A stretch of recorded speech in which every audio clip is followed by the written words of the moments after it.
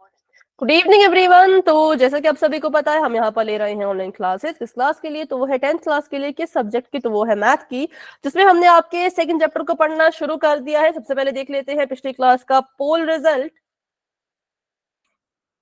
तो last class में बहुत से बच्चे थे, 2 पेजेस लग गए रिजल्ट बनाने में। ठीक है, तो हाँ, काफी सारे बच्चे थे और उनमें से जिन बच्चों ने जो है वो 3 क्वेश्चन पूछे थे, जिन्होंने तीनों के तीनों क्वेश्चन के आंसर बिल्कुल सही दिए थे, उनके नाम है चारू, कनिष्का, रूपा, संजीव, रुचि, एमडी कैफ, सुगंधा, निदा, रिया, हिमांशी, निकिता और लक्ष्य। ठीक है, और हाँ, बाकी बच्चों ने भी पोल में आंसर दिए हैं, इसलिए वेरी गुड। सिर्फ कोई भी नहीं है जिन्होंने आंसर नहीं दिया पिछली क्लास में क्या? हाँ, कोई भी नहीं है जिन्होंने पोल में आंसर ना दिया हो। एक है सुरेश शाह जी के नाम से, बाकी काकुल ने भी आंसर नहीं दिया था। ठीक है, 2 बच्चे हैं जिन्होंने पोल में आंसर नहीं दिए थे, 2-3 बच्चे हैं, लेकिन हाँ, बाकी सभी ने आंसर दिया था, इसलिए वेरी गुड। तो चलिए, आज भी क्लास में पोल में सभी आंसर देंगे, क्योंकि सही गलत तो बच्चों चलता रहता है, उसकी चिंता नहीं करनी है। आपका काम है पोल में आंसर देना, तो आंसर सभी ने देना है। ठीक है, तो चलिए शुरू करते हैं आज की क्लास को। आज की क्लास को शुरू करने से पहले बात कर लेते हैं कि पिछली क्लास में हमने क्या पढ़ा था। तो पिछली क्लास में हमने सीखा था किसी बहुपद के जो है वो गुणनखंड कैसे निकालने होते हैं। ठीक है, वो हमने सीख लिया था। तो आज जो हम टॉपिक पढ़ने वाले हैं वो है आपका बहुत पुराना टॉपिक, बिल्कुल बचपन से पढ़ते आए हो, जिसको हम कहते हैं बीजीय सर्व समीकरण। 3 सर्व समीकरण हैं, इनके बारे में फटाफट से पढ़ेंगे, फिर आगे बढ़ेंगे। ठीक है, तो क्या होती है बीजीय सर्व समीकरण? Algebraic identities. तो कुछ ऐसी सर्व समीकरण होती हैं, कुछ ऐसी इक्वेशन समीकरण होते हैं जिनका इस्तेमाल करते हुए हम अपने क्वेश्चंस को सॉल्व करते हैं, और ये जो है हर क्वेश्चन में लगेगी। ठीक है, मान लो कोई क्वेश्चन है, बहुत लंबा क्वेश्चन है, जैसे मान लो आपको अगर मैं उदाहरण दूं, यहाँ पर पहले मैं क्वेश्चन पढ़ती हूँ, फिर सर्व समीकरण पढ़ेंगे। मेरे पास है z+3 का स्क्वायर। ठीक है, तो मेरे मन में जो सबसे पहला ख्याल आएगा वो ये आएगा कि जैसे 5 का स्क्वायर होता है, 5 के स्क्वायर को 5 गुणा 5 लिखते हैं, वैसे ही क्यों ना मैं भी z+3 के स्क्वायर को z+3 गुणा z+3 करके लिखूं। है ना, स्क्वायर का मतलब यही तो होता है कि जिस चीज के ऊपर जिसके घात पे 2 है वो 2 बार लिखो और बीच में गुणा का निशान लगाओ। फिर अगर आप इसको सॉल्व करना अगर शुरू करते हो तो इसको सॉल्व करना कितना लंबा होता है। क्यों? क्योंकि इसको सॉल्व करने का तरीका भी हमें पता है। पहले आपको z से इन दोनों की गुणा करनी पड़ेगी, फिर आपको 3 से इन दोनों की गुणा करनी पड़ेगी, फिर जो आंसर आएगा उसको जमा घटाना जो भी करना है वो सब कुछ करना पड़ेगा। तो बहुत लंबा ये सवाल हो जाएगा। हर एक क्वेश्चन को ऐसे सॉल्व करने लगे तो कितना टाइम हमारा चला जाएगा। इसीलिए इस तरह के सवालों को हल करने के लिए एक सर्व समीकरण बनी। सर्व समीकरण ने क्या किया? तो क्वेश्चन को सॉल्व करने का जो तरीका है वो बहुत ही आसान बना दिया। अब हमें z+3 को 2 बार लिख के गुणा करने की जरूरत नहीं है। अब हम इसमें डायरेक्टली जो है वो अपनी सर्व समीकरण अगर लगाते हैं तो हमारा क्वेश्चन जो है वो आसानी से सॉल्व हो जाता है। ठीक है, तो सर्व समीकरण हमारी कहती है कि अगर बच्चों आपके पास कोई 2 संख्याएं हैं और वो आपस में क्या हो रही हैं? जमा हो रही हैं, और जमा होने के साथ उन दोनों का ही स्क्वायर हो रहा है, घात में 2 है, a+b का होल स्क्वायर है, तो हम उसको लिखेंगे a² + 2ab + b²। ठीक है, ऐसे इसको लिखा जाता है। कुछ बच्चे इसको ऐसे भी लिखना पसंद करते हैं, कुछ बच्चे इसको ऐसे भी लिखते हैं, पहले a², फिर b², फिर 2ab।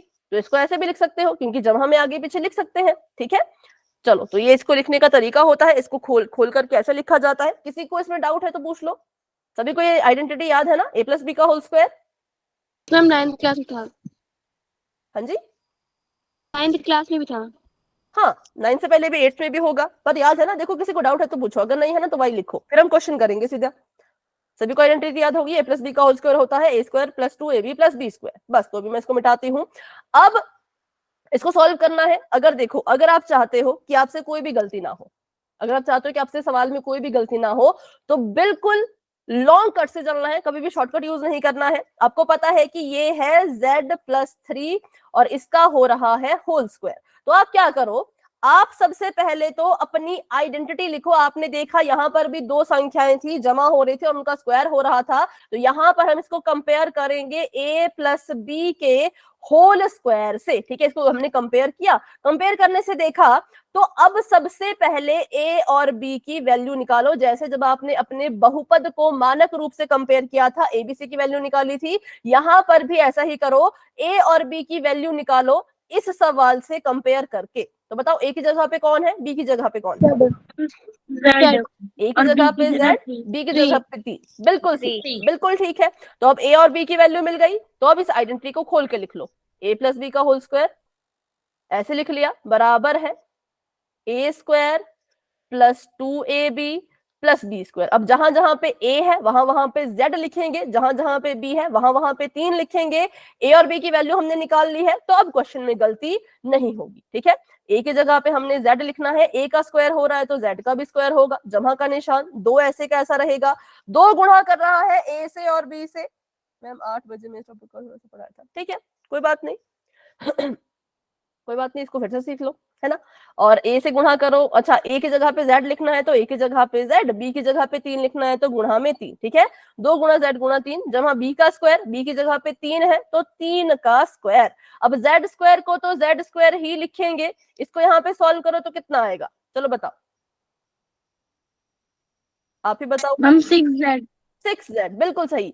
संख्या की गुणा संख्या से करेंगे और चर जो है वो साथ में लिख देंगे, तो ये हमारे पास आ गया 3 दूनी 6, z का z, जमा का निशान, 3 का स्क्वायर करना है 9, तो बस ये हमारा आंसर आ गया, ये हमारा आंसर आ गया। तो हमें जो है वो इतनी लंबी चौड़ी गुणा करने की जरूरत ही नहीं पड़ी, हमने अपनी सर्वसमीका लगाई, आइडेंटिटी लगाई और हमें जो है हमारा आंसर मिल गया, ठीक है। तो ये होता है a प्लस बी का होल स्क्वायर। जहां पर भी दो संख्याएं जमा करती हो और उनका ऊपर से स्क्वायर होता हो तो हम करते हैं a का square plus 2ab plus b का स्क्वायर। तो अभी इसका एक क्वेश्चन करो, फिर इसका क्वेश्चन पोल में करेंगे, ठीक है।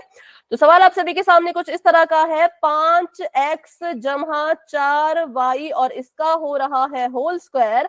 तो पहले तो वही करो जो मैंने बताया, आपको पता है कि इसमें a प्लस बी का होल स्क्वायर आइडेंटिटी लगने वाली है, तो पहले a और b की वैल्यू निकाल लो। सभी अपनी नोटबुक पे करो और अपना आंसर मुझे बताओ फिर चैट में, क्योंकि ये क्वेश्चन उतना टफ नहीं है, बिल्कुल सिंपल से सवाल है, ठीक है। इनको सॉल्व करो।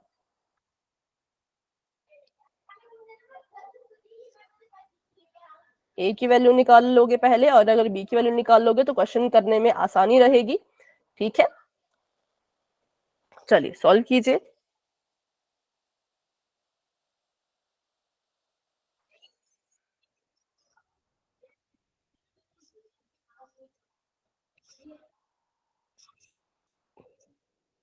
कर दिया है तो बता दो। मैम हो गया। चैट में लिख दो कितना आया। Ma'am 5 square plus 40y plus 16y square. फिर से बोलो, फिर से बोलो। Ma'am 5x square plus 40y plus 16y square. 16y ठीक था, पर 5 क्यों बोला, 5 का भी तो स्क्वायर करना है ना। हाँ ठीक है, निदा ने लिखा है चैट में, बिल्कुल करेक्ट है। मैम 25। हाँ उसका भी मैम स्क्वायर करना 25x square plus 10y square plus 40xy। हाँ 10, ठीक है। चलो तो a की जगह पहले हमने बोला a की जगह पे 5x है, b की जगह पर है 4y, a b की वैल्यू निकाल ली फटाफट से। अब हमें अपनी आइडेंटिटी तो पता ही है तो उसको लगा लेते हैं। आइडेंटिटी कहती है कि a का स्क्वायर करो, बीच में 2 इंटू a इंटू बी करो, जमा का निशान, फिर b का स्क्वायर करो। a की जगह पे 5x है तो यहाँ पे 5x लिखेंगे, a का स्क्वायर हो रहा है तो 5x का भी दोनों का स्क्वायर होगा, जमा का निशान, दो ऐसे का ऐसा। a की जगह पे 5x है तो 5x लिखो, b की जगह पे 4y है तो 4y लिखो। 10 नहीं आएगा, इसलिए 10 नहीं आएगा, थोड़ी सी गड़बड़ हुई, बाकी ठीक था। और b का स्क्वायर करना है तो मतलब 4y का पूरे का स्क्वायर करो, ठीक है, ऐसे जो है वो पूरे का स्क्वायर करो। तो चलिए अब इसको सॉल्व करते हैं। 5x स्क्वायर है तो मतलब 5 का भी स्क्वायर करना है, 5 का स्क्वायर करेंगे 5 5 25 और x स्क्वायर का x स्क्वायर ही आएगा। यहाँ पे गुणा कर लो, सभी संख्याओं को पहले गुणा कर लो, तो 5 दूनी 10, 10 चौके 40, तो ये आ गया 40 xy, जमा का निशान, और यहाँ पे देखें तो 4 चौके 16 और y का, 16y स्क्वायर। तो ये हमारा आंसर आ चुका है, ठीक है। तो बस इसमें इतना ही था, ज्यादा कुछ नहीं है इसमें, कंफ्यूज मत होना। a square plus 2ab plus b square का आपने निकालना होता है। पहले a और b की वैल्यू अगर लिख लोगे तो क्वेश्चन इजी रहेगा, a b की वैल्यू नहीं लिखोगे तो थोड़े थोड़े ना हम पता नहीं क्यों कंफ्यूज रहते हैं, ठीक है। हाँ चैट में मैं देख रही हूँ सभी ने सेम ही लिखा है वैसे, ओके। बट अनु आपने स्क्वायर नहीं लगाया, स्क्वायर लगाना मैम जरूर। की नोटबुक में मैंने स्क्वायर लगाया है पर इसमें नहीं लगाया, वैसे समझ नहीं आ रहा कैसे लगाऊं इससे। ओके कोई बात नहीं, तब ठीक है अगर नोटबुक में लगाया तो, है ना। इसको मत भूलना, स्क्वायर को मत भूलना। तो अभी क्वेश्चन पोल में करेंगे, क्योंकि बहुत मतलब सिंपल से क्वेश्चन है, बच्चों वाले क्वेश्चन कह सकते हैं इनको। हाँ अनु कोई बात नहीं, इतना भरोसा है मुझे, ऐसा मत सोचो। जी ये 40 कैसे आया? कौन सा बेटा? 40? ये यस चलो देखते हैं 40 कैसे आया। क्योंकि ये टर्म है आपकी 2 2ab, 2 × a × b, ठीक है। तो 2 की जगह पे 2 रहेगा, a की जगह पे कितना है, a की जगह पे 5x है, तो मैंने यहाँ पे a की जगह पे 5x लिखा, ठीक है। फिर गुणा का निशान, सॉरी मैंने जमा लिख दिया इसको, ओके यहाँ पे गलती हुई। फिर गुणा का निशान, b की जगह पे कितना है 4y, तो b की जगह पे 4y लिख दिया। अब संख्याओं को गुणा करो तो 5 दूनी 10, 10 चौके 40, ठीक है। 40 आ गई संख्या और एक्स वाई आ गए 2 चर, ठीक है। अभी कोई डाउट? No ma'am. चलो तो अभी क्वेश्चन करते हैं फटाफट से पोल में, क्योंकि भाई फिर से वही बात कि बहुत लंबे सवाल ये नहीं है, छोटे छोटे सवाल हैं, बस आइडेंटिटी यूज करना सिखा रहे हैं, जो कि आपको पहले से भी आती है, तो अभी अच्छे से क्वेश्चन करना। चलो क्वेश्चन आप सभी के सामने पोल का ये कुछ इस तरह का है। यहाँ पर लिखा है 2x जमा में 3y और इसका हो रहा है होल स्क्वायर। दो संख्याओं को जमा करके होल स्क्वायर हो रहा है, मतलब a + b का होल स्क्वायर। अब इसमें आइडेंटिटी लगाओ। आइडेंटिटी लगाने से पहले फिर से मेरी यही रिक्वेस्ट है कि पहले अच्छे से a और b की वैल्यू को लिख लो ताकि कंफ्यूजन कम रहे। a b की वैल्यू मिल गई, फिर उसमें भरते जाओ, और हाँ स्क्वायर का ध्यान रखना कि कहाँ कहाँ स्क्वायर लगना है, कहाँ कहाँ स्क्वायर नहीं लगना है, इस बात का ध्यान रखिएगा, ठीक है। अच्छे से गुणा करना, अच्छे से जमा करना, जो भी करना है इसमें अच्छे से कर लेना, और फिर आंसर आपने पोल में देना है। ये सभी कोशिश करेंगे।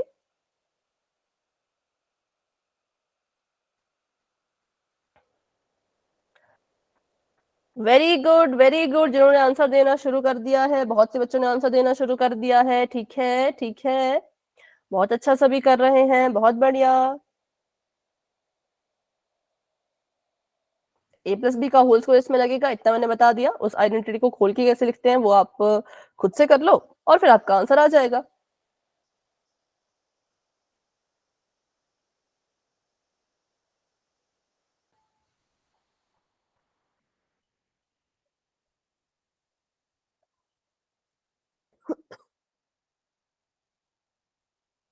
ठीक है, very good very good. Class में हमारे पास हैं 24 बच्चे, 24 में से 12 बच्चों ने आंसर दे दिया है, 12 बच्चे अभी भी रहते हैं। तो बच्चों इतना बड़ा नंबर नहीं रहना चाहिए, सभी कोशिश करेंगे आंसर देने की, ठीक है। बिल्कुल सिंपल सा सवाल है, इसमें आपने बीजीय सर्वसमीकरण का इस्तेमाल करना है, a + b का होल स्क्वायर इसमें आपने यूज करना है, और जो भी आंसर आता है उसको पोल में ढूंढो, सॉरी ऑप्शन में ढूंढो और पोल में आंसर दे दो। 15 बच्चों के आंसर आ चुके हैं, शाबाश शाबाश, बहुत अच्छा सभी कर रहे हो, वेरी गुड। ओके 16 बच्चों के आंसर आ चुके हैं, और क्लास में हमारे पास है 24 बच्चे, अभी 18 बच्चों ने आंसर दे दिया, तो 6 बच्चे अभी भी रहते हैं, 6 बच्चे अभी भी रहते हैं।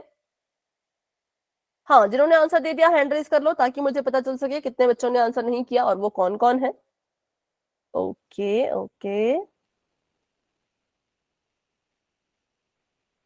खुशबू आंसर दे दो बेटा, आंसर दे दिया है तो हैंड रेज कर लो। रुचि, एमडी कैफ, लक्ष्य, शुभम गुप्ता जी के नाम से जो है,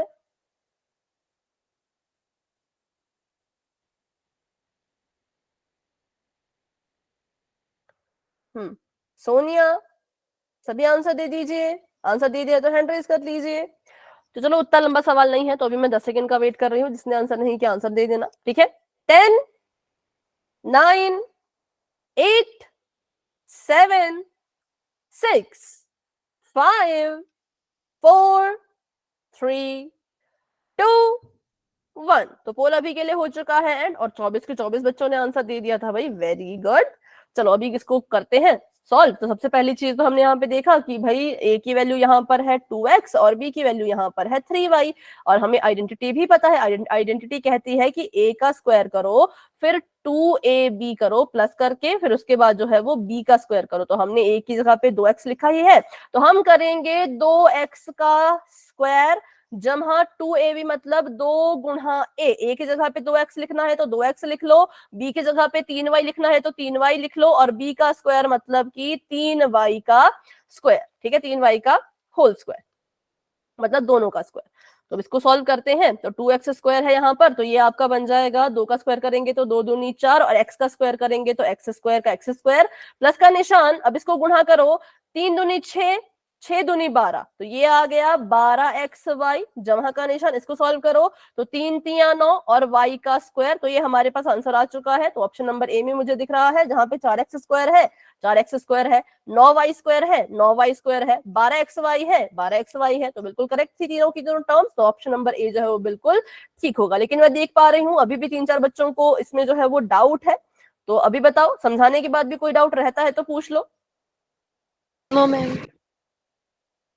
ठीक है, देखो डी गलत इसलिए हुआ क्योंकि यहाँ पे 6xy था, 6xy नहीं आएगा, 12xy हुआ। बी और सी इसलिए गलत हुए क्योंकि यहाँ पे स्क्वायर मिसिंग थे, स्क्वायर करना होता है ना, तो वो यहाँ पे मिसिंग थे इसलिए। ठीक है, तो चलिए आगे बढ़ते हैं। Option number A is the right answer. आगे देखते हैं। तो नेक्स्ट सर्वसमीका हमारे पास, अभी हमने जमा वाली पढ़ी, अब हम माइनस वाली पढ़ेंगे कि अगर हमारे पास दो संख्या हो जो क्या हो, माइनस कर रही हूं, जैसे कि ये है y माइनस 2 का होल स्क्वायर है, दो संख्याएं अगर माइनस कर रही हूं और उनका स्क्वायर हो रहा हो, तो क्या करते हैं, तो भी आइडेंटिटी सेम रहती है, संख्याएं सेम रहेंगी, a का स्क्वायर जमा b का स्क्वायर, ये दोनों सेम रहेंगे, बीच वाली टर्म भी सेम रहेगी, लेकिन साइन बदल जाएगा। अब 2ab हमारे पास माइनस का आ गया। ठीक है, माइनस वाली आइडेंटिटी में क्या होता है, a square plus B square तो रहता है, लेकिन 2ab वाली जो टर्म होती है वो माइनस की होती है। तो इसको सॉल्व करो। यहाँ पे मैंने देखा a की वैल्यू है y और b की वैल्यू बताएगा कोई, कितनी है?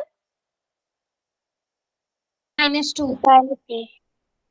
अब यहाँ पे -2 अगर लिखेंगे तो मैम हो y जाएगी। Square -4y + 4। ठीक है, यहाँ पर b की वैल्यू को 2 ही रहने देना।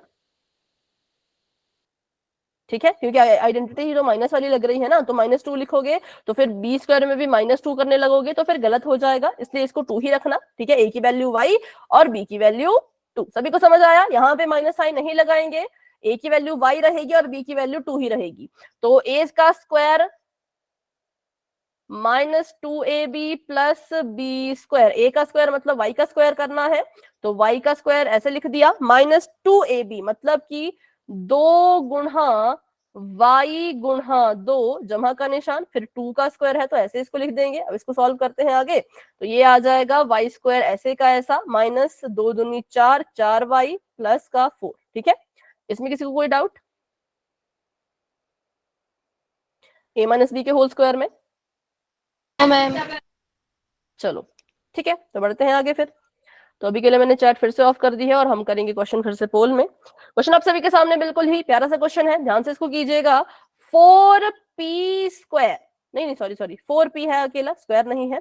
4p माइनस 3q का होल स्क्वायर हो रहा है, तो यहां पर भी a की वैल्यू लिख लो और b की वैल्यू लिख लो। b की वैल्यू में माइनस नहीं लिखना है, b की वैल्यू आपकी सिंपल 3q रहेगी। ठीक है, -3q मत लिखना। हाँ, पर आइडेंटिटी यहाँ पे माइनस वाली यूज होनी है, तो उसको अच्छे से कर लो यूज और सॉल्व कर लो। सॉल्व करके आंसर अगर आपको ऑप्शन में मिलता है, ध्यान से देखना, ऑप्शन में आंसर जो मिलता है उस ऑप्शन को याद रख लो और आंसर जाके पोल सेक्शन में दे दो। ठीक है, ओके, सभी बच्चे करेंगे।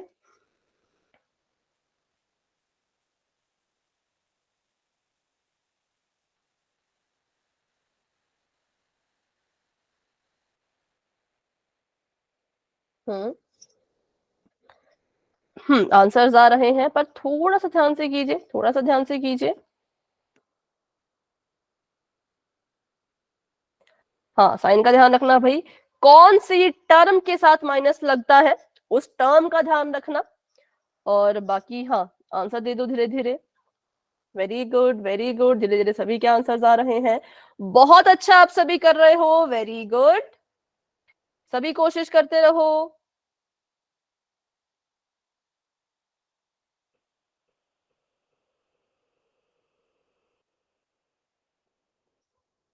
ठीक है, बहुत अच्छे बहुत अच्छे।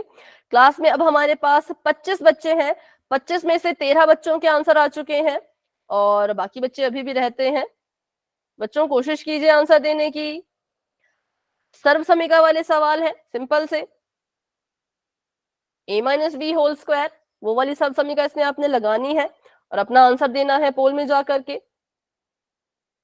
वेरी गुड वेरी गुड, जिन बच्चों ने आंसर दे दिया है शाबाश, बहुत अच्छे। 18 बच्चों के आंसर्स आ चुके हैं और 7 बच्चे अभी भी रहते हैं। ठीक है, धीरे धीरे सभी के आंसर आ रहे हैं। 19 बच्चों ने आंसर दे दिए, very good very good very good. ठीक है, तो अभी मैं कर रही हूँ 10 सेकंड्स का वेट, क्योंकि ये सवाल भी उतना लंबा नहीं है। तो अभी जिस बच्चे ने आंसर नहीं किया वो 10 सेकंड में अपना आंसर देने की पूरी कोशिश करना, ठीक है।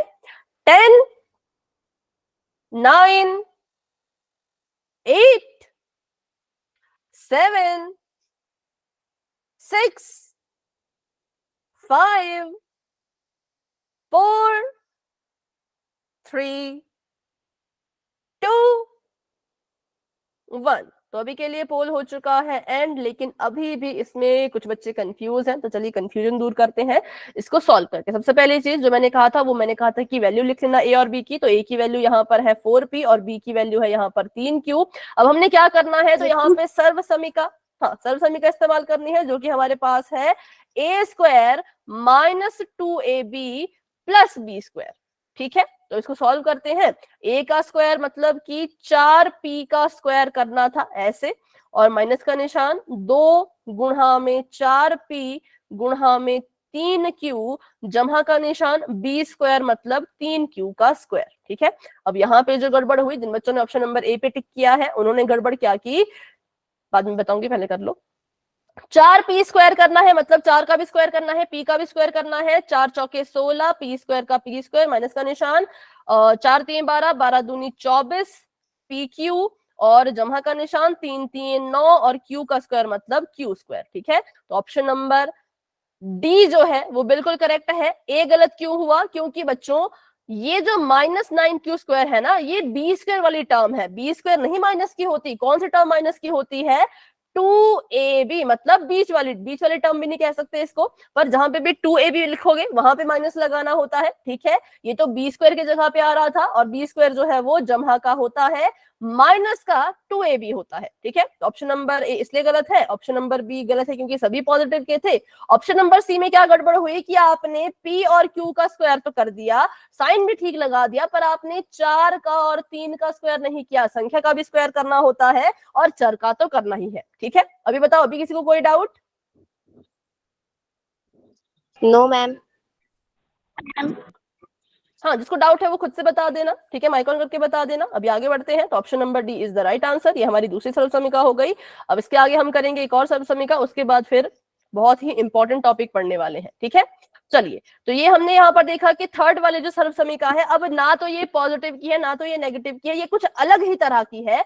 ये कह रहे हैं कि अगर एक ब्रैकेट के अंदर दो संख्याएं माइनस हो रही हो और अगले ब्रैकेट के अंदर वही सेम संख्याएं जमा हो रही हो, तो उनको कैसे सॉल्व किया जाता है? उनको सॉल्व करने के लिए बस अपने a का स्क्वायर कर दो, b का स्क्वायर कर दो और बीच में माइनस लगा दो, सिंपल। ठीक है, जैसे यहां पर है y-2, पहले ब्रैकेट में y जो है वो 2 के साथ क्या कर रहा है, माइनस कर रहा है, और दूसरे ब्रैकेट में y जो है वो 2 के साथ जमा कर रहा है। दोनों संख्याएं सेम है, हमने कहा सेम है, तो यहां से ab की वैल्यू निकाल लो फटाफट से।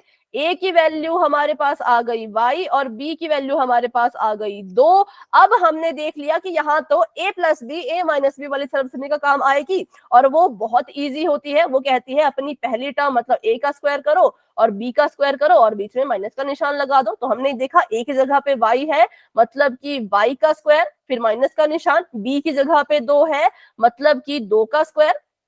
अब इसको आगे और सॉल्व करेंगे तो कितना आ जाएगा, तो आ जाएगा y स्क्वायर माइनस 2 दूनी 4। तो ये हमारा आंसर आ गया। बताओ, इसमें किसी को डाउट? No ma'am. चलो, तो आगे बढ़ते हैं।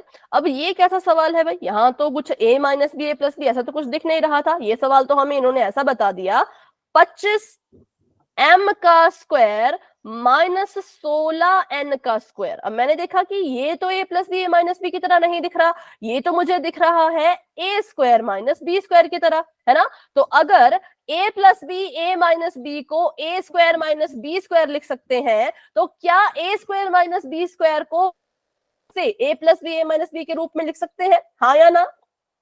मैम सकते हैं, यस मैम लिख सकते हैं। ठीक है, पर यहाँ पे भी हमें क्या चाहिए, तो वैल्यू चाहिए a और b की। अब जब मैंने यहाँ पे इसको देखने की कोशिश की तो मैंने देखा कि a की जगह पर ए की जगह नहीं है, ये ए स्क्वायर की जगह है। ए स्क्वायर की जगह पर 25 एम स्क्वायर है और बी स्क्वायर की जगह पर जो है वो 16 एन स्क्वायर है। अब ये तो ए स्क्वायर और बी स्क्वायर की वैल्यू है, पर हमें तो ए की और बी की वैल्यू चाहिए। तो ए की वैल्यू निकालने के लिए ए को अकेला छोड़ो, ए का यहाँ पर क्या हो रहा है, स्क्वायर हो रहा है। स्क्वायर जब बराबर है कि उस पार जाएगा तो क्या बन जाएगा, वर्ग का उल्टा क्या होता है। ए का यहाँ पे वर्ग हो रहा है, बराबर है कि उस पार, अगर मैं इस वर्ग को भेजूं तो वर्ग का उल्टा क्या होता है, बताओ, हमने पढ़ा था। स्क्वायर रूट कह लो, वर्गमूल कह लो, तो 25 एम स्क्वायर के ऊपर क्या लग जाएगा, एक वर्गमूल लग जाएगा। क्या निकालने के लिए, ए की वैल्यू निकालने के लिए, क्योंकि ये जो चीज है ना ये ए स्क्वायर की जगह पे लिखी है, ए की जगह पे नहीं लिखी है, और हमें ए की वैल्यू चाहिए। गलती से भी ए को 25 मत लेना। अब इसके ऊपर वर्गमूल लग गया है तो मतलब इसके गुणनखंड करने हैं। 25 को तोड़ के लिख सकते हैं 5 गुणा 5 में, और एम स्क्वायर को लिख सकते हैं एम गुणा एम। अब हमें पता है वर्गमूल से बाहर वो चीजें निकल जाती हैं जिनके जो है जोड़ी बन जाती है। 5 की 5 से जोड़ी बन गई तो 5 बाहर आ गया, 5 बाहर आ गया। एम की एम से जोड़ी बन गई तो एम बाहर आ गया। तो मतलब ए की वैल्यू यहाँ पर 5 एम है, ठीक है। तो ठीक उसी तरह से बी की वैल्यू निकाल के बताओ। बी स्क्वायर अगर बोलो बोलो 4n 4n, बिल्कुल ठीक, क्योंकि बी स्क्वायर था, हमें तो बी की वैल्यू चाहिए, स्क्वायर को फिर से परे भेजना पड़ेगा तो ये वर्गमूल बन जाएगा। वर्गमूल के अंदर आ गया 16n स्क्वायर, है ना। अब हमने तो बी की वैल्यू निकालनी है तो 16 के गुणनखंड लिख लेते हैं। तो 16 को लिख सकते हैं 4 गुणा 4 n गुणा n। अब जिस जिसकी जोड़ी बन गई वो वर्गमूल के बाहर आ जाएगा। 4 की जोड़ी बन गई तो 4 वर्गमूल से बाहर निकल गया, n की जोड़ी बन गई तो n भी वर्गमूल से बाहर निकल गया। तो b की वैल्यू आ गई हमारे पास 4n।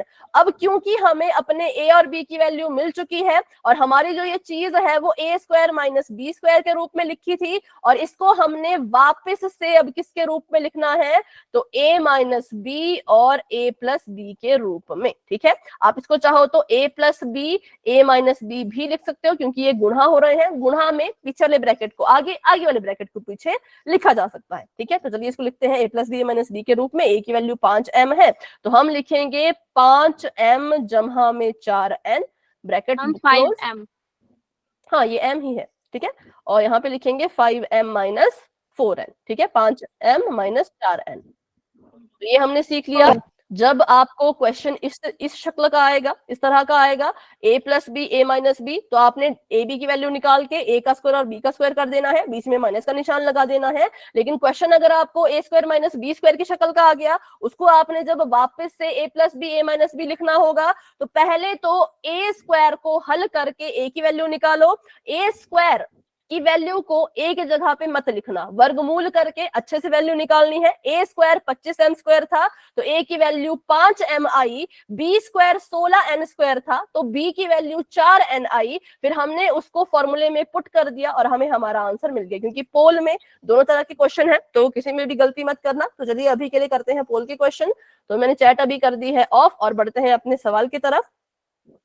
तो पहला सवाल आप सभी के सामने बिल्कुल प्यारा सा है, छोटा सा है। देखो ये कह रहे हैं 4p माइनस 3q, पहले ब्रैकेट में है 4p माइनस 3q, दूसरे ब्रैकेट में है 4p plus 3q। a plus B a minus B यहाँ पर हो रहा है, आपको पता है उससे आइडेंटिटी क्या बनती है। लेकिन सबसे पहला काम a और b की वैल्यू लिख लो।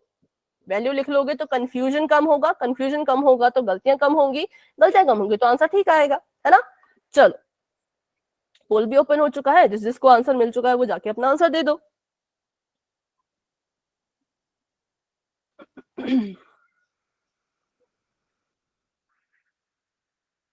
माइक ऑफ रखो भी, किसी का माइक ऑन है, किसी का माइक ऑन है, माइक ऑफ रखना।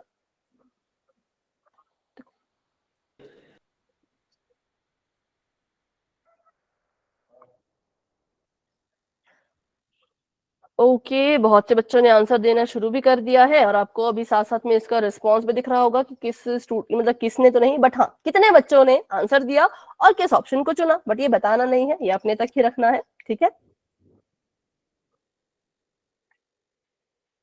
चलो वेरी गुड वेरी गुड, धीरे धीरे आंसर्स आ रहे हैं, शाबाश बच्चों, काफी अच्छा आप सभी कर रहे हो, बहुत बढ़िया बहुत बढ़िया।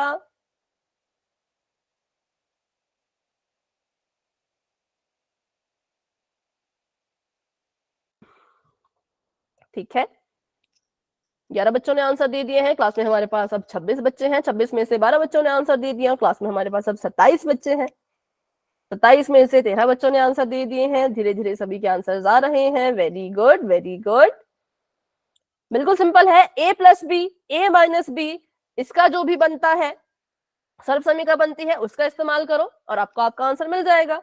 ठीक है, वेरी गुड वेरी गुड, बहुत अच्छा सभी कर रहे हो, बहुत अच्छा कर रहे हो। 18 बच्चों ने आंसर दे दिए हैं, शाबाश। 8 बच्चे अभी भी रहते हैं और धीरे धीरे वो भी आंसर कर रहे हैं, बहुत बढ़िया। चलो फटाफट आंसर कर लो क्योंकि थोड़ी देर में हम पोल को एंड करना स्टार्ट करेंगे।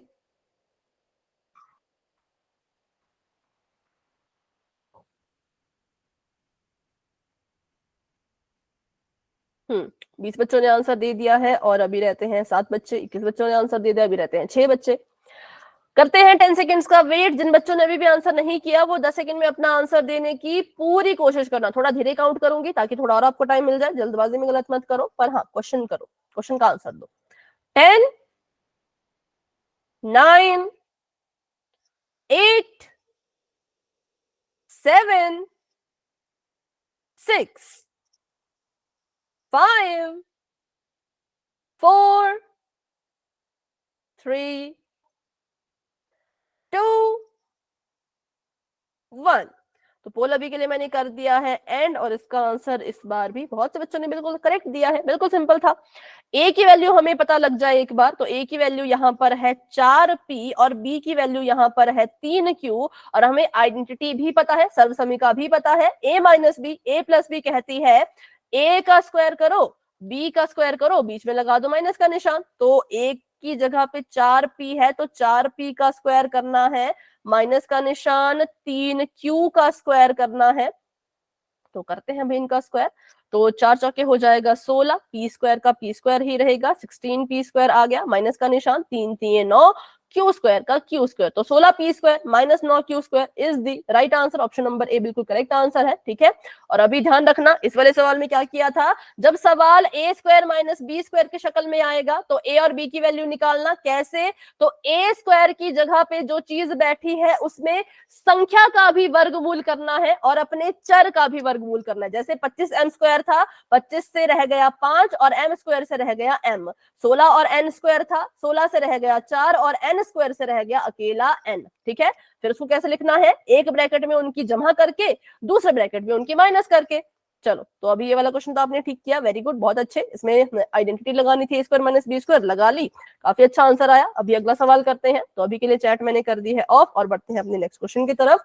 अगला सवाल आप सभी के सामने ये है, इसकी शक्ल है ए स्क्वायर माइनस बी स्क्वायर की। ठीक है, आपने इसको वापस से लिखना है a plus B, A minus B के रूप में, तो ये है 49 A square minus 64 B square. ये ए स्क्वायर की जगह पर है, ये बी स्क्वायर की जगह पर है। इसकी मदद से पहले तो ए और बी की वैल्यू निकालो, एक बार उनकी वैल्यू मिल जाए फिर आपको पता है एक ब्रैकेट में जमा एक ब्रैकेट में माइनस। ठीक है, चलो तो अच्छे से सॉल्व कर लो।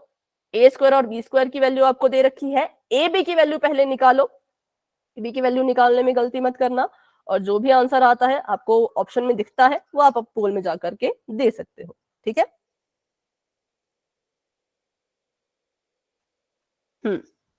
ओके, धीरे धीरे आंसर्स आ रहे हैं, ध्यान से देखना भाई, ए plus B, A minus B.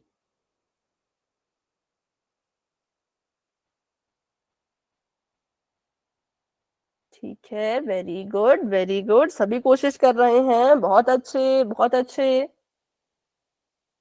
थोड़ा सा ध्यान से करो, a माइनस ए नहीं करना है, a minus B, A plus B, मतलब एक में प्लस एक में माइनस, और ए बी की ए की मत करो या बी बी की मत करो, अच्छे से देख लो।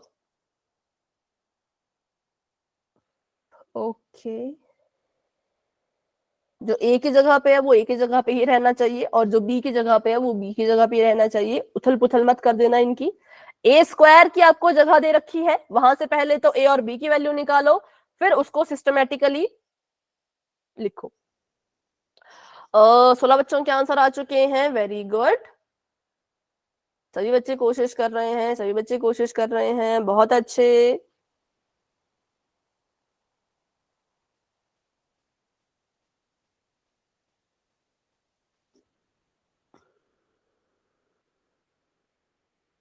ग्यारह बच्चे अभी भी रहते हैं, तो बच्चों सॉल्व कर लीजिए अच्छे से और अपना आंसर पोल में आपने देना है। ठीक है, ठीक है, वेरी गुड।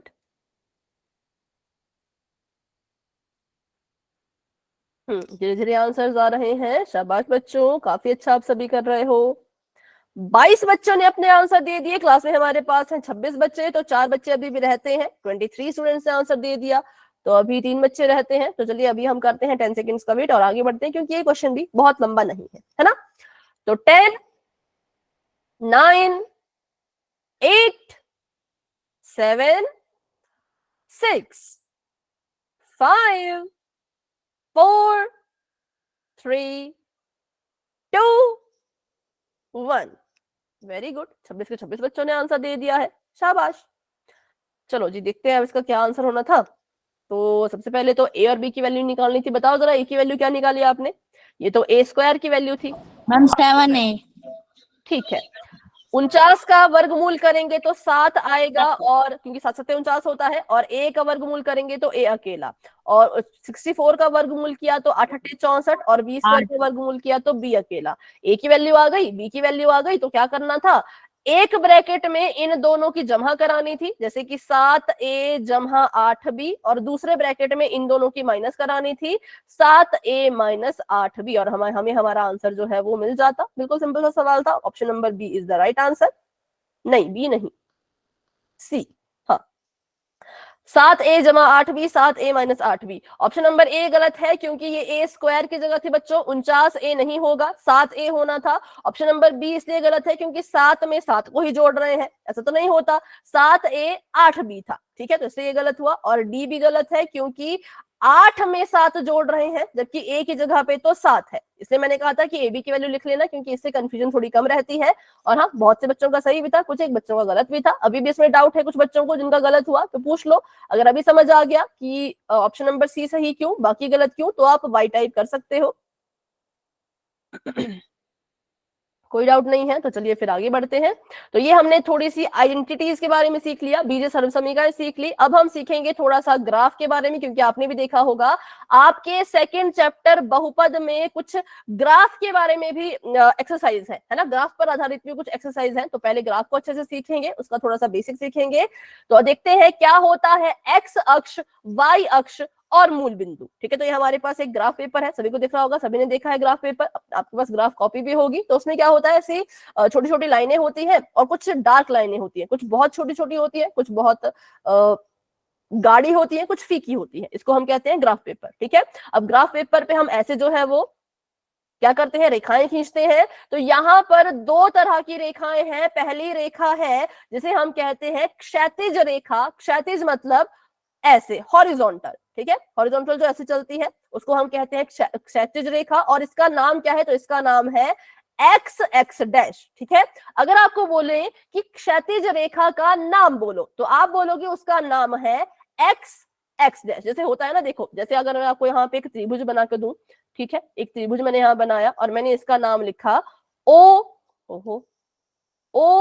ए बी, और मैंने बोला कि इसका जो आधार है उसका नाम बोलो, तो आप बोलोगे उसका नाम है ए बी, है ना, क्योंकि इस रेखा का नाम क्या है, ए बी। ये ए से शुरू हो रहा है, बी पे खत्म हो रहा है। तो वैसे ही अगर आपको पूछा जाए कि क्षैतिज रेखा का नाम क्या है, तो हम बोलेंगे एक्स और एक्स डैश है क्षैतिज रेखा।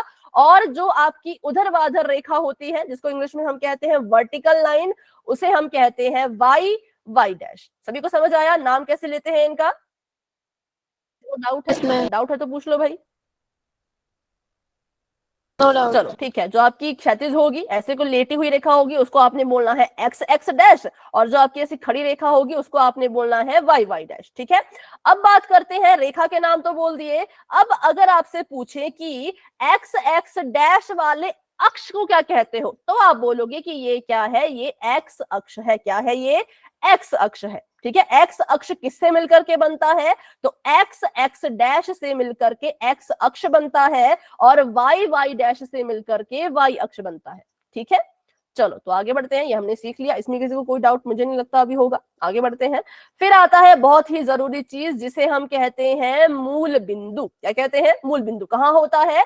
तो जहां पर भी आपका एक्स एक्स डैश और वाई वाई डैश क्या करेगा? इंटरसेक्ट करेगा, प्रतिच्छेद करेगा, जहां पर भी आकर के ये दोनों आपस में मिलेंगी, टकराएंगी, बस उसी बिंदु को हम नाम दे देते हैं मूल बिंदु का। तो बताओ किस किस को क्लियर है? क्षैतिज रेखा, ऊर्ध्वाधर रेखा, एक्स अक्ष, वाई अक्ष और मूल बिंदु। वाई टाइप करो, जिसको डाउट है वो माइक ऑन करके फिर से पूछ लो। हाँ, डाउट मन में नहीं रखना है बच्चों, क्योंकि ग्राफ आपके काम आएगा। सेकंड चैप्टर में भी ग्राफ काम आएगा, थर्ड चैप्टर में ग्राफ काम आएगा। ठीक है, मैम ये वाई के साथ जो वन जैसे लगे इसको क्या कहते हैं? डैश, इसको हम कहते हैं डैश। ठीक है, बस आगे बढ़ते हैं। तो अब देखो, अब हम बात कर, रेखाएं तो पढ़ ली, X X dash, Y Y dash. अब इनकी कुछ दिशाएं होती हैं, रेखाओं की दिशाएं या अक्ष की दिशाएं। ठीक है, तो देखो, जो आपका एक्स अक्ष है, जो कहां है? जो इस मूल बिंदु के राइट में है। ठीक है, ये आपका मूल बिंदु, और कौन सी दिशा में है? तो हम कहेंगे जो राइट की दिशा में है, जो बिल्कुल राइट है। अब जो चीज सीधी होती है ना, वो हमेशा पॉजिटिव रहती है। ऐसे सोच लेना भाई, जो चीज हमेशा सीधी है वो कैसी रहती है? पॉजिटिव रहती है। तो राइट में जो आपकी रेखा जाएगी और उसके जो निर्देशांक होंगे, जैसे आपको दिख रहे हैं यहाँ पे निर्देशांक 1 2 3 4 लिखा हुआ है, हमने इसको निर्देशांक कहते हैं। ठीक है, तो मूल बिंदु के राइट की तरफ को जो एक्स अक्ष के निर्देशांक होंगे वो हमेशा कैसे होंगे? तो वो हमेशा ही पॉजिटिव होंगे, जमा के होंगे, इसको हम ऐसे कहेंगे पॉजिटिव। ठीक है, मूल बिंदु के कहां? राइट में। कौन सा अक्ष? तो एक्स अक्ष। तो अगर मूल बिंदु के राइट में एक्स पॉजिटिव है तो लेफ्ट में कैसा होगा? नेगेटिव।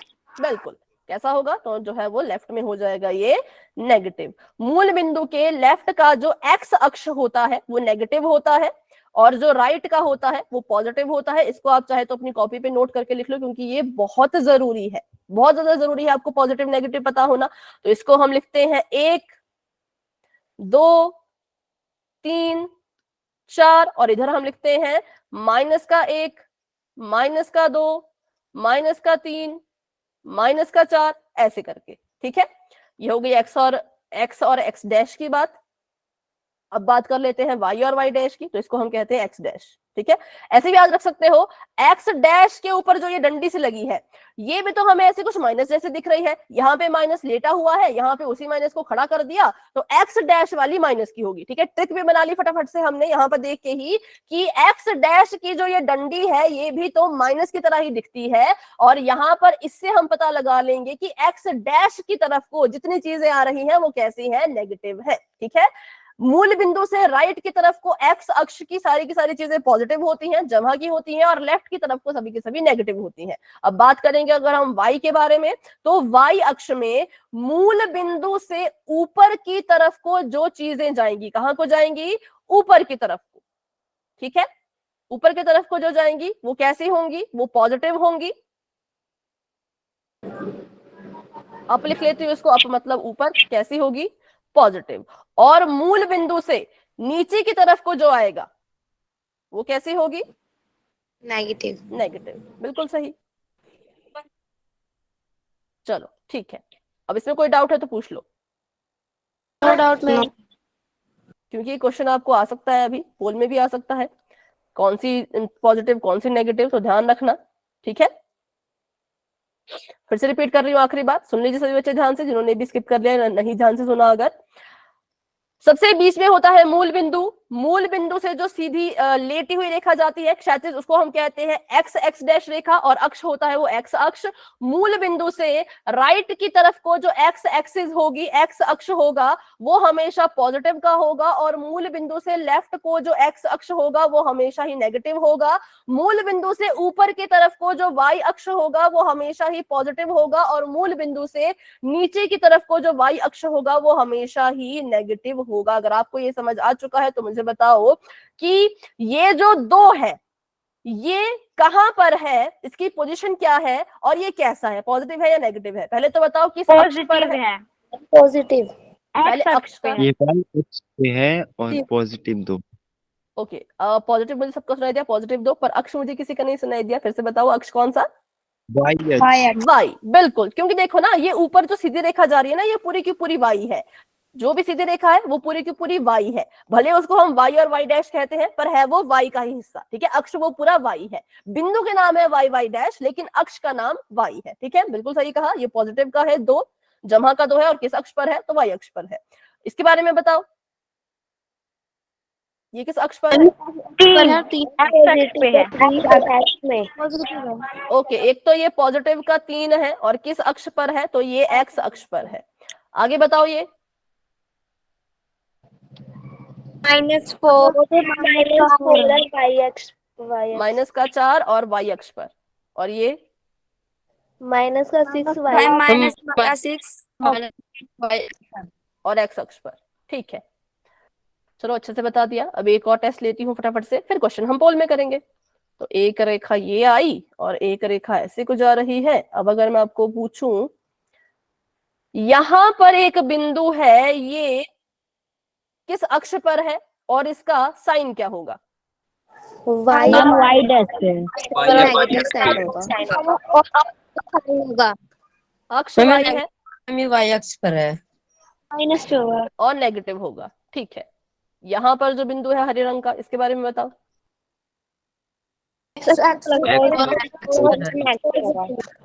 ठीक है, अक्ष है एक्स और sign plus positive. Positive.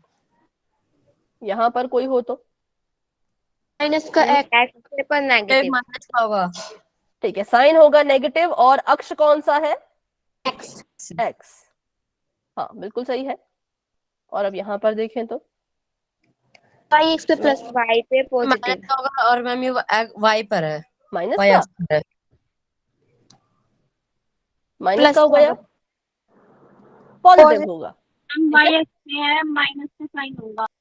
Minus नहीं होगा बेटा, Negative पॉजिटिव होगा, होगा, मैम। क्योंकि ऊपर और पॉजिटिव नेगेटिव। आप किसकी बात कर, हम इसकी बात कर रहे हैं, जो यहाँ पर देखो, जो ये वाला है ऊपर, इसकी हम बात कर रहे हैं। तो ये अक्ष कौन सा है? सीधी खड़ी रेखा है तो अक्ष है वाई, मूल बिंदु से ऊपर है तो पॉजिटिव। ठीक है, अभी किसी को कोई डाउट? वो नेगेटिव हो जाएगा। ओके, ठीक है, तो बस ये अभी आपने इतना ही पहचान। अच्छा, पॉजिटिव को हिंदी में कहते हैं धनात्मक, याद रखना भाई, भूल मत जाना। पॉजिटिव और हम नेगेटिव को ऋणात्मक।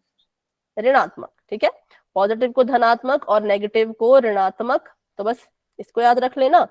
और अभी करते हैं क्वेश्चन पोल में। क्वेश्चन मैं समझा दूंगी, अच्छे से उसको समझ लेना, जल्दबाजी में गलत मत करना। ठीक है, तो अभी मैंने चैट कर दी है ऑफ, क्योंकि हम क्वेश्चन करने वाले हैं पोल सेक्शन में। तो पोल में आपको एक क्वेश्चन यहाँ पे दिया गया है। आपको बोला है कि यहाँ पे एक आकृति है, इस आकृति में बिंदु आर को देखो, वो किस पर स्थित है? तो बिंदु आर मैं आपको बता देती हूँ, बिंदु आर जो है वो यहाँ पर है, इधर आपका बिंदु आर बना है। ठीक है, आपने बताना है किस पर है। तो ऑप्शन भी एक बार पढ़ लेती हूँ, उसके बाद ही पोल नजर आएगा, अभी पोल नजर नहीं आएगा। पहला ऑप्शन है पॉजिटिव एक्स एक्सिस, धनात्मक एक्स अक्ष, option number A. Option number B है नेगेटिव एक्स एक्सिस या ऋणात्मक X axis. Option number C है धनात्मक वाई अक्ष, पॉजिटिव वाई एक्सिस, या फिर ऑप्शन नंबर डी है ऋणात्मक Y X, negative Y axis. तो अगर आपको आपका आंसर मिल चुका है तो आप फटाफट से पोल सेक्शन में जाओ, क्योंकि पोल अभी ओपन हो चुका है। चलिए, जिसको भी आंसर मिल गया, पहले तो अच्छे से देख लो आंसर भी, जल्दबाजी में गलत मत करना, आराम से सोच समझ के कर लो और आंसर दे दो। हाँ, तो आपको इसका रिस्पॉन्स भी साथ साथ दिख रहा होगा। आंसर दे दो और बस इतना ही आपने करना है, माइक ऑन नहीं करिएगा कोई भी बच्चा, ठीक है। मैम धनात्मक को प्लस बोलते हैं। हाँ, धनात्मक मतलब पॉजिटिव, ऋणात्मक मतलब नेगेटिव। Okay ma'am. ओके बेटा।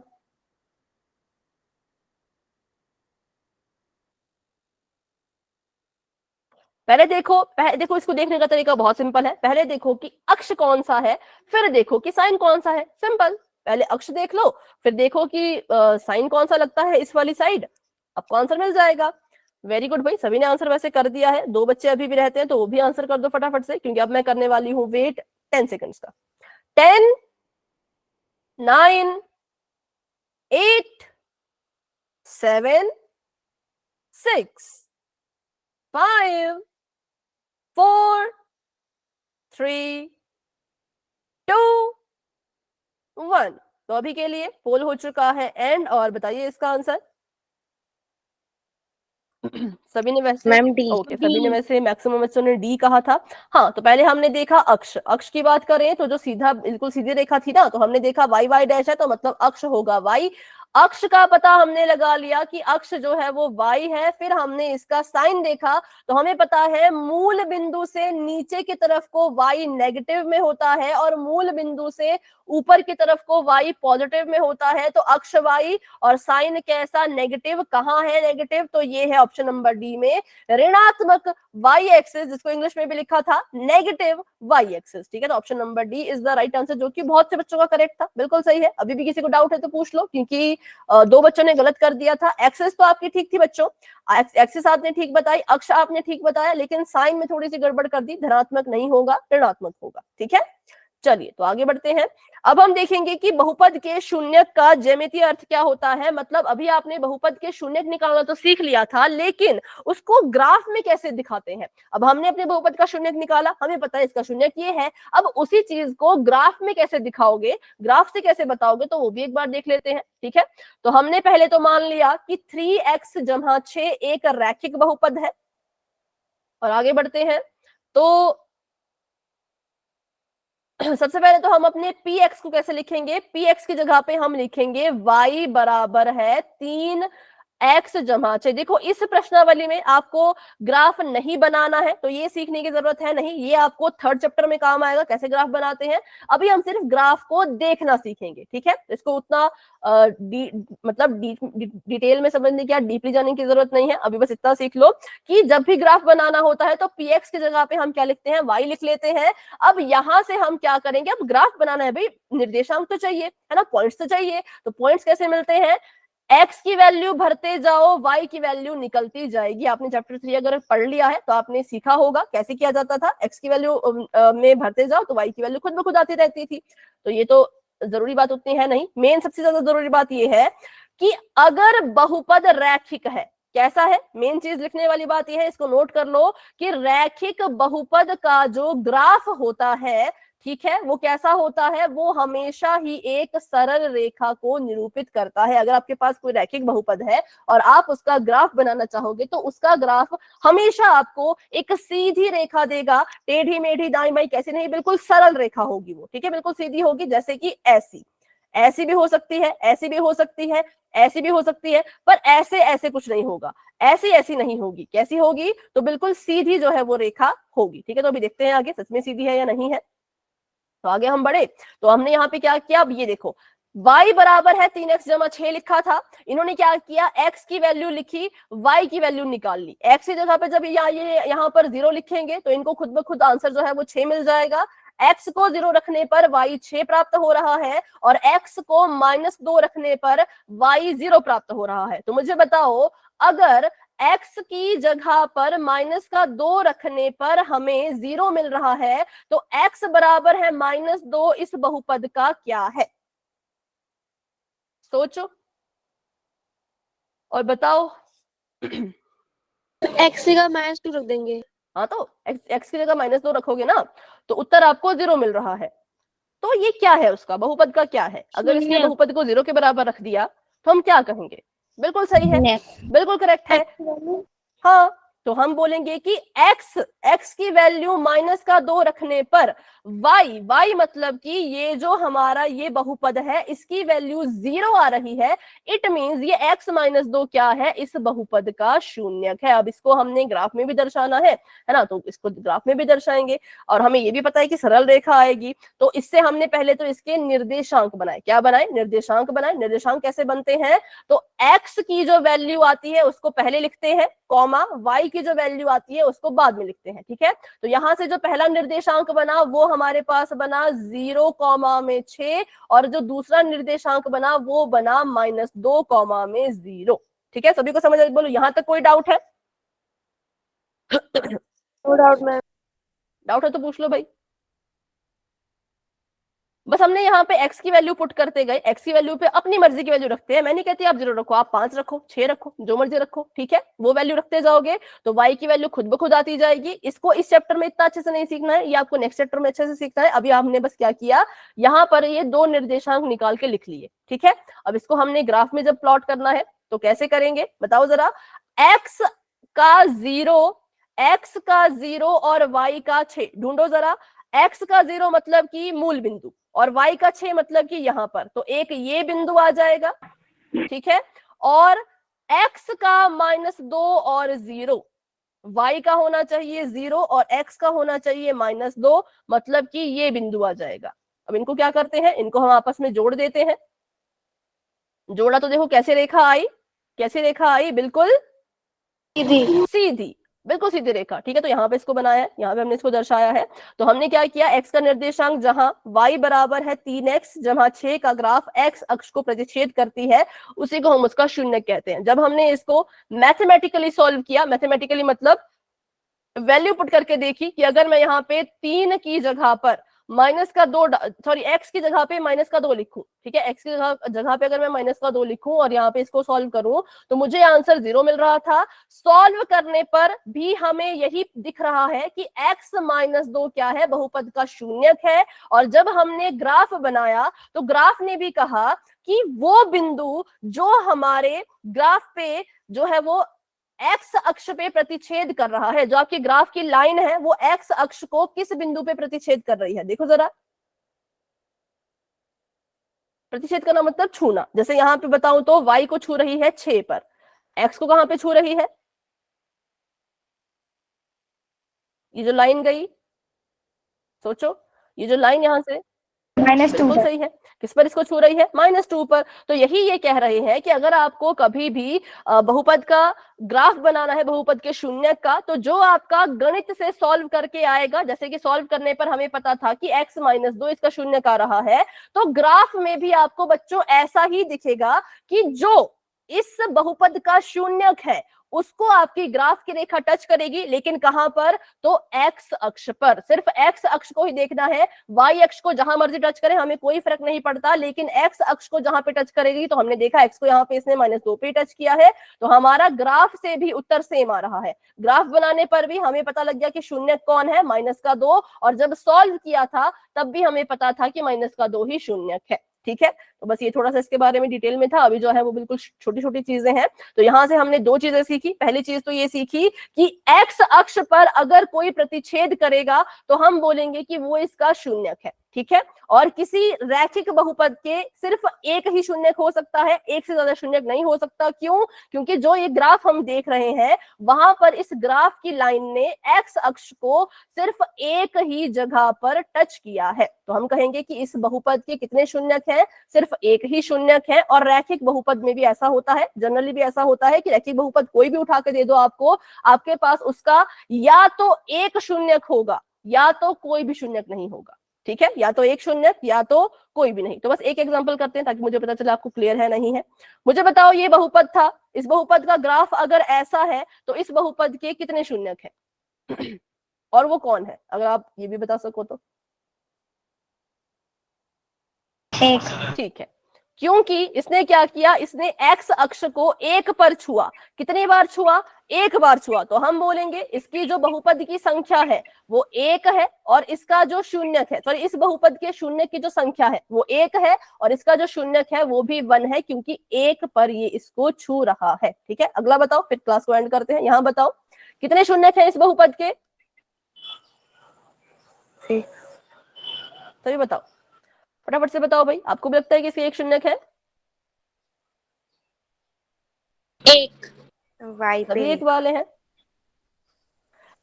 ओके, लेकिन हमने क्या कहा कि y अक्ष पे छुए कोई फर्क नहीं, x अक्ष पर जो छुएगा उसी को शून्य कहेंगे। तो x अक्ष पे कुछ छुआ क्या? कुछ यहाँ पे रेखा टच हो रही है क्या अक्ष पर? बताओ जरा। नहीं, तो हम कहेंगे इसके जो है वो 0 शून्यक हैं। कितने शून्यक हैं? 0। इसका कोई भी शून्यक नहीं है, कोई शून्यक नहीं, क्योंकि शून्यक उसी को माना जाएगा जो x अक्ष पर होगा। जैसे कि अगर मैं आपको यहां पर देखूं तो यहां पर देखो जरा, यहां पर जो टच किया था तो x अक्ष को इसने टच किया था, और पीछे देखा जाए तो पीछे भी जो इसने टच किया था तो x अक्ष पे टच किया था, तभी तो हमने -2 को इसका शून्यक माना। टच तो ये ऊपर भी कर रहा है ना, लेकिन वो तो y अक्ष है, तो y अक्ष वाले को हम कुछ नहीं मानते, जो भी मानना है x अक्ष वाले को ही मानेंगे। ठीक है, बाकी इसको और डिटेल में सीखेंगे अगली क्लास में, बहुत अच्छे से इसको सीखेंगे नेक्स्ट क्लास में। तब तक अभी क्लास को यहीं तक रखते हैं। आज की क्लास को लेकर के किसी बच्चे के मन में कोई डाउट हो, ग्राफ को लेकर के, ग्राफ की दिशा को लेकर के कोई डाउट है तो क्लास में बने रहो, लेकिन अगर कोई डाउट नहीं है तो आप क्लास को लेफ्ट कर सकते हो। Good night and bye bye, मिलते हैं अपनी अगली क्लास में।